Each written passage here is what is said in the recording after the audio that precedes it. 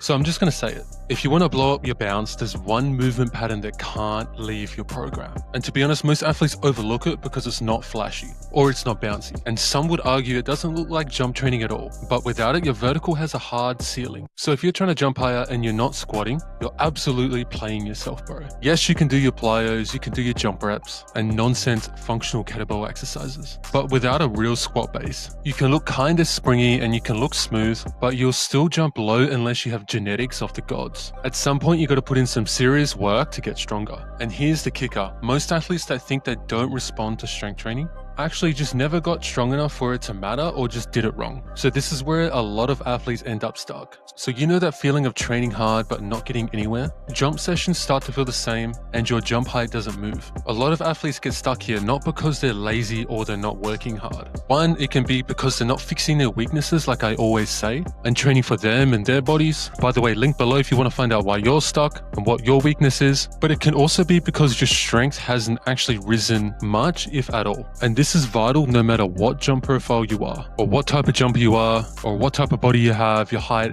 doesn't matter. This is vital. So when you raise your strength the right way, your body actually has force to work with. Your speed work, your plyometrics, your jump sessions, all that becomes far more effective. This is a key thing we focus on with every JumpX athlete. And this really clicked for me when I started training with Tom. Everyone sees him dunk and they just think it's genetics or natural bounce or tendon genetics. But one of the first things I noticed wasn't his jump, it was how strong he was relative to his body weight. I mean, the guy's squatting 200 kilos weighing only 75 kilos. He's not bulky or bodybuilder strong, although he's got kind of bigger. He just very efficiently expresses force. Sure, his tendons help him a lot, but so does the amount of raw force he can produce. And that's when it clicked. Elasticity, speed, that's important, but you must have force and strength to back it.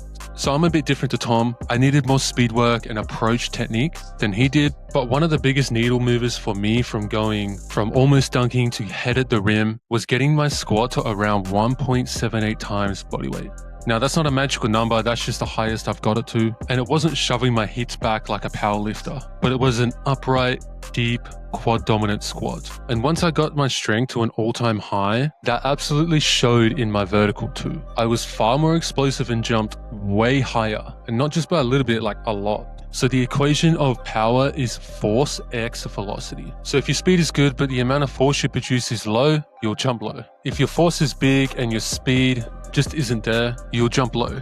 You need both. Squatting is a pivotal movement pattern as the muscles fire in a similar way to a 2-foot approach jump. So let's get something straight. I don't mean you need to full depth barbell squat all the time. Honestly, I don't even encourage doing that, even though it's really important. What matters most is the movement pattern, not the specific exercise. I rotate variations for our JumpX athletes constantly depending on what they need. Sometimes it's half squats for takeoff specific angles. Sometimes it's pause squats if they need to focus more on strength and control. Or sometimes it's even rear for elevated split squats. And yeah, sure, that's a little bit different, but you're still going through a similar range while biasing one side of your body. So the variation changes, but the fundamental movement pattern stays. There's always some form of squatting in their training because that's what keeps raw muscular force output alive. Sometimes you can go periods in your training just trying to maintain strength and trying to work on getting faster.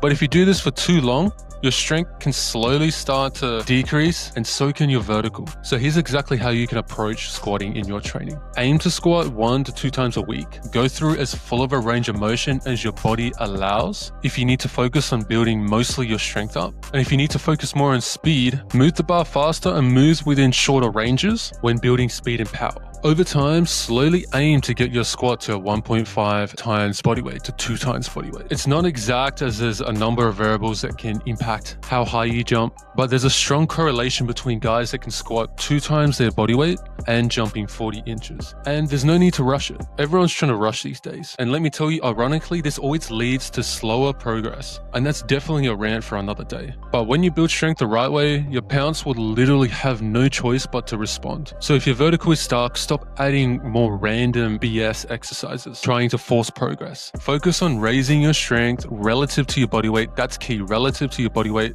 That number has to go up. You can get stronger, but if you get way heavier in the process, it's not going to transfer, it doesn't matter. But if you build relative strength, watch your bounce go up and you become far more explosive. So if you want to ensure your newfound strength translates into power properly, watch this next video where I'll show you one of the best exercises to do that.